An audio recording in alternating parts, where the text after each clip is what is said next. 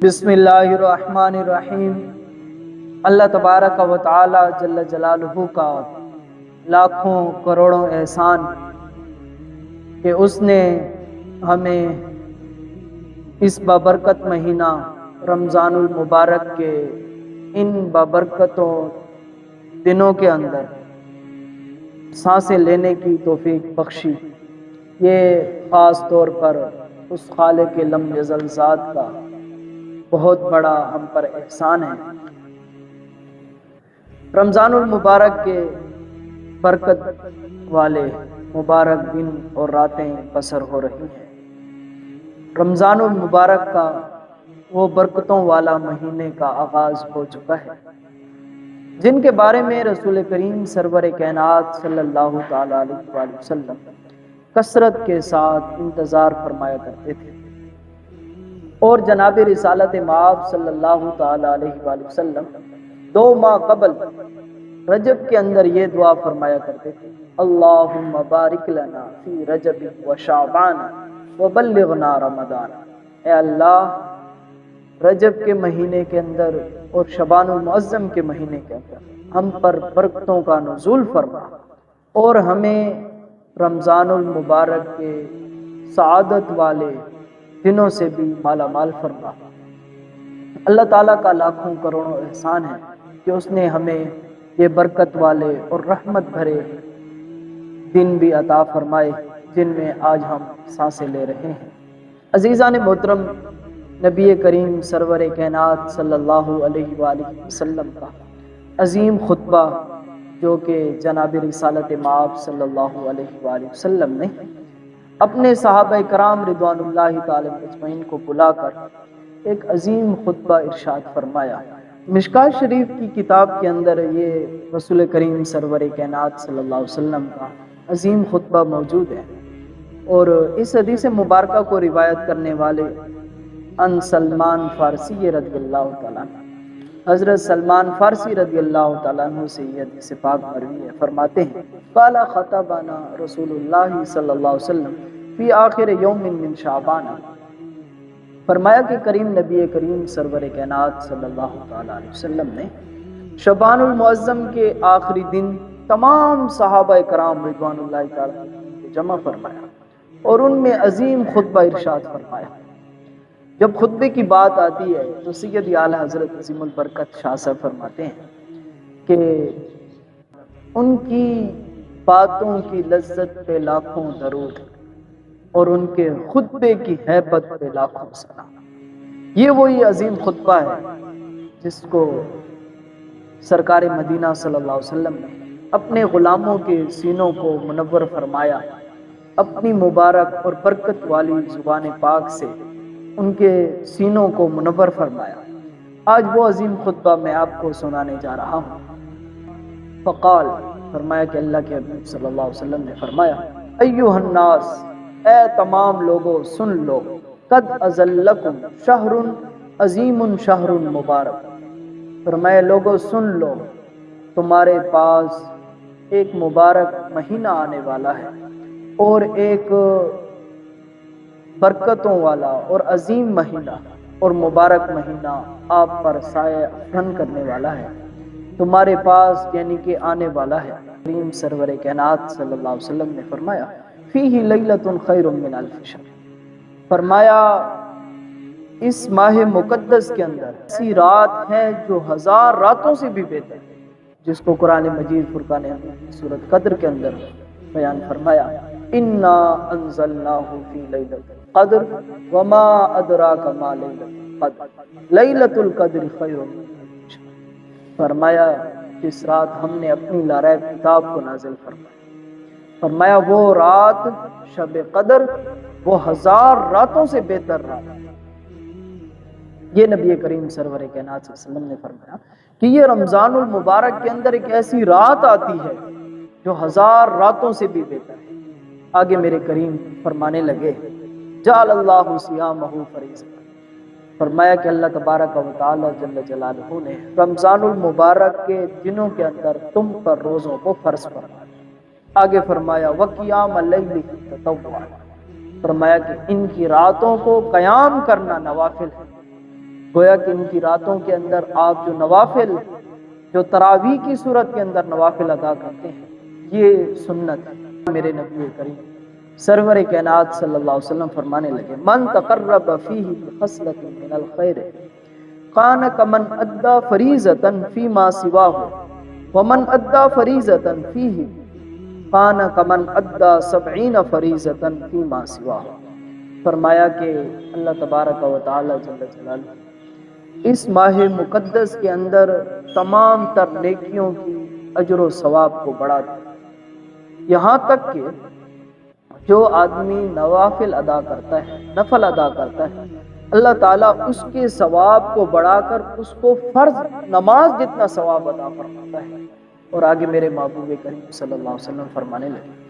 جو آدمی فرض نماز ادا کرتا ہے، ومن ادا فریضۃ کان کمن ادا 70 فریضۃ فی معصیہ، فرمایا کہ جو فرض نماز کو ادا کرتا ہے، اللہ تعالیٰ اس کو ایک فرض کے مقابلے میں 70 فرضوں جتنا ثواب عطا فرماتا ہے۔ یہ رمضان المبارک کی برکتوں والا مہینہ ہے، اس میں تمام تر نیکیوں کو جو اجر ہے اس کو بڑھا دیا جاتا ہے، نیکی کا اجر جو ہے وہ بڑھا دیا جاتا ہے۔